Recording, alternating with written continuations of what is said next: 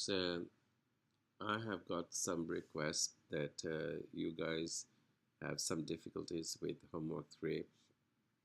If you look at homework 3, it says you now know how to identify the market as normal backwardation and normal contango.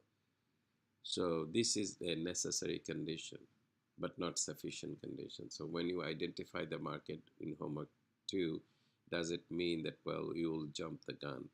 Not necessarily. So you have to do the sufficient condition, which is known as basis analysis. And that's what you do. You get the basis chart. And to get the basis chart, I already showed you, but again, I do this here. You go to the chart and spreads, and then you do CLY00 minus CLK17. This is just the crude oil part that I'm doing.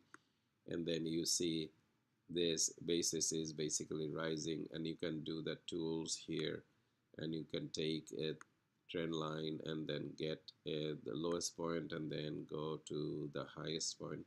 So you say upward sloping, and quite at that, I mean, it's at a 45-degree line. It's not very steep, but it's still steep.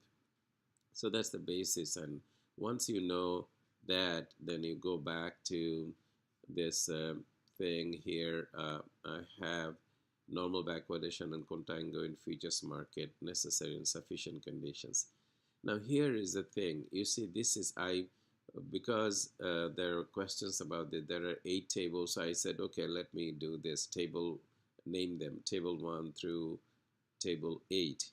And once you get those, you say in table 1 is only when you know backwardation is identified, you can look at the table like this.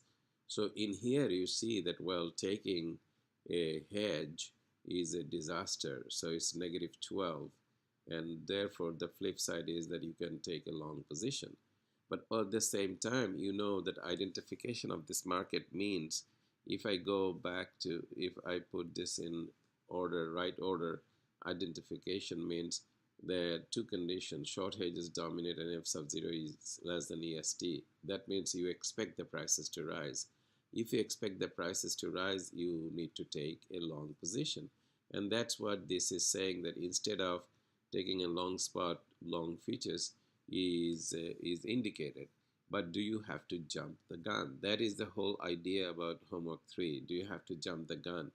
MG did, and they had a huge problem, right? They went from, they expect normal backwardation identified, and then they went to go, they went to long futures, and with disastrous consequences. Then table 2, 3, 4 are there because when you are in futures, it's a highly risk class. You have to be highly conservative.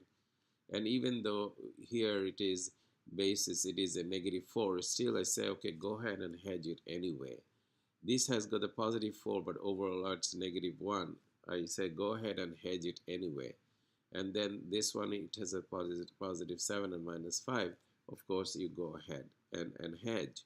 So those are table 2, 3, 4 are given to make sure that, well, you understand that hedging is paramount. But only in this case, hedging is not required. Only when, you see, when you know it's a backwardation market and it's a upward negative slope. That means and a steep negative slope. So in that case, you do that. And MG did not do that. MG should have done that, and then if they had seen that it's a -1, only then they could have gone for long futures. Now you go to the contango market. Again, there are tables 6, 5, 6, 7, 8, and I'm going to put this up again. And in here, only in this case, you do not hedge. Rest of the time, you must hedge, even though it may not be very fruitful.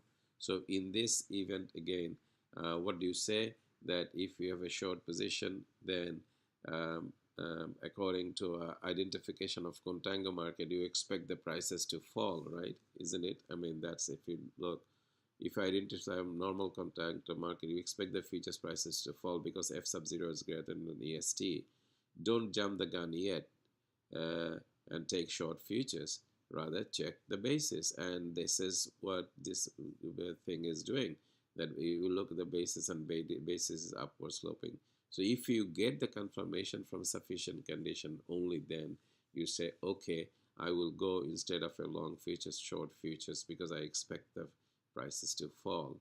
I hope this clears this very clear to you, and that's your and so that will tell you that what the MD did, and then get the option quote I showed you in the past, and it's very easy, and then interpret the delta.